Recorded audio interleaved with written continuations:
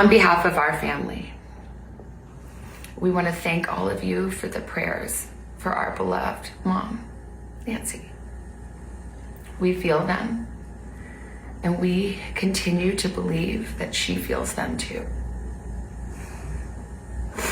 Our mom is a kind, faithful, loyal, fiercely loving woman of goodness and light. She is funny, spunky, and clever. She has grandchildren that adore her and crowd around her and cover her with kisses. She loves fun and adventure.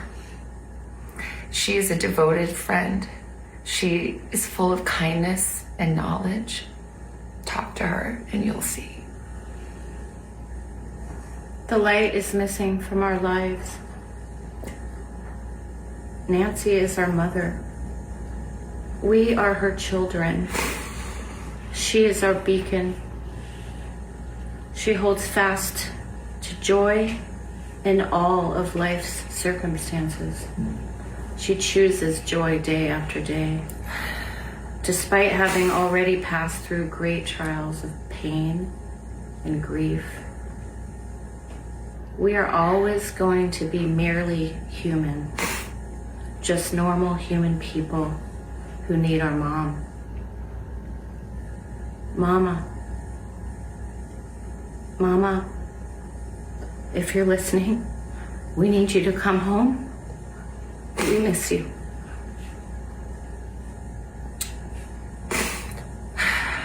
Our mom is our heart and our home. She is 84 years old. Her health, her heart is fragile. She lives in constant pain. She is without any medicine. She needs it to survive. She needs it not to suffer. We too have heard the reports about a ransom letter in the media. As a family, we are doing everything that we can. We are ready to talk. However, we live in a world where voices and images are easily manipulated. We need to know, without a doubt, that she is alive and that you have her. We want to hear from you, and we are ready to listen. Please reach out to us. Mommy, if you are hearing this, you are a strong woman.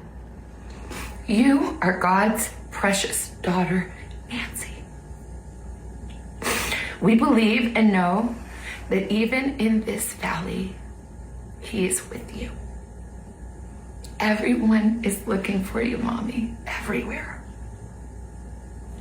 We will not rest. Your children will not rest until we are together again.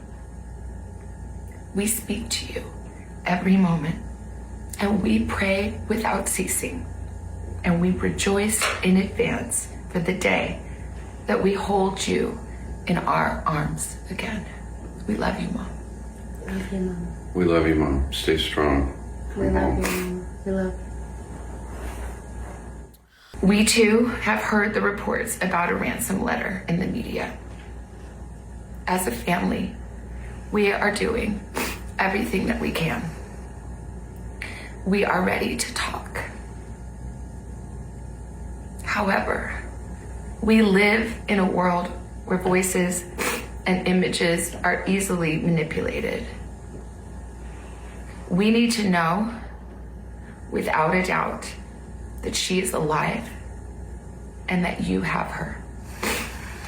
We want to hear from you, and we are ready to listen. Please reach out to us.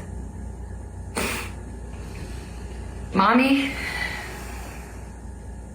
if you are hearing this, you are a strong woman. You are God's precious daughter, Nancy. We believe and know that even in this valley, He is with you. Everyone is looking for you, Mommy, everywhere. We will not rest. Your children will not rest until we are together again. Through tears, some tough words, a tough message, a heartbreaking message to hear from Savannah Guthrie and her brother and sister there. I do want to check in with our Ed Lavandera. He is outside Nancy Guthrie's home.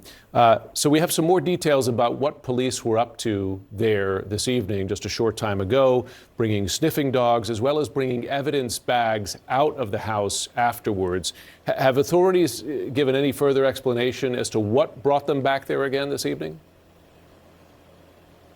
No, we have not gotten. We tried speaking to some of the agents that were here on the ground. They wouldn't acknowledge any of the questions, obviously, and they were not going to explain what exactly they were doing. They were here for probably close to 2 hours, Jim. There were probably a dozen or so local sheriff's deputies as well as federal agents, but they spent close to 2 hours. They spent a lot of time around the back in the backyard going through that area, so our vantage point was rather limited for what we could see, but we know a lot of them were back there. We also saw them going through the garage into the home as well, and then bringing out, from what we could tell, at least once, several bags of brown paper bags of presumably evidence, and then all of that was taken away. But it's absolutely stunning that literally as that crime scene tape was coming down and the investigators here were leaving the scene of Nancy Guthrie's home, that Savannah Guthrie and her siblings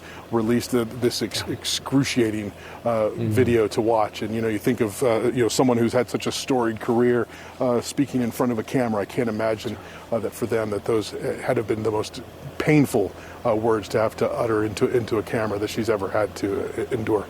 Oh, goodness, yeah. Excruciating is the right word. Ed Lavandera, thanks so much. Just back briefly to Andy McCabe before we go. So here we are 4 days out. You've just searched the home again, attempting to find more evidence. You brought sniffer dogs there. You apparently, in coordination with the family, whether you encouraged them, you certainly allowed them to make this plea. You have not, it does not appear they have communication, to our knowledge, with whoever took her, and they say that they don't have a suspect in mind. So what is your next step if you're the FBI? Well, first of all, they have to keep the public relations game going. They have to get back out daily in the press conference, in front of the press, taking questions, but using those moments as an opportunity to put out information that will generate leads. Like, for instance, they have yet to post in the press conference a map, like a perimeter of the area, and make a direct appeal to people to say, if you live in this area or you were in this area on that evening, please call the sheriff's office and have a deputy interview every single one of those people. And then you have to go back to the basics, the neighborhood canvases, the canvases of individuals at transportation hubs, things like that. Like, you've got to just go back and just literally beat the bushes. And if you have, so you have something of a timeline with the information about the pacemaker, right? Last communication, 2 a.m. So you can narrow your window for cameras that you look at. And I'm thinking, for instance, of the Brown University shooting, where it took them some time before they released that first image. That's right. And then they created kind of a potential path, and then there was another image, and each thing helped move forward. I imagine that's at least a focus right now. That's absolutely right. So, you've got license plate readers up in different parts of the city, potentially places that are close to, or places that might be along the approach or the exit from this neighborhood. Now you have a time that she was at least still in the residence as of 2 a.m. or whatever that time is on the pacemaker. So now you have a very targeted area that you can start looking at those LPRs, building populations of people to be followed up upon and ruling them out one after another. It can take a long time. And of course, in this case, the clock is ticking.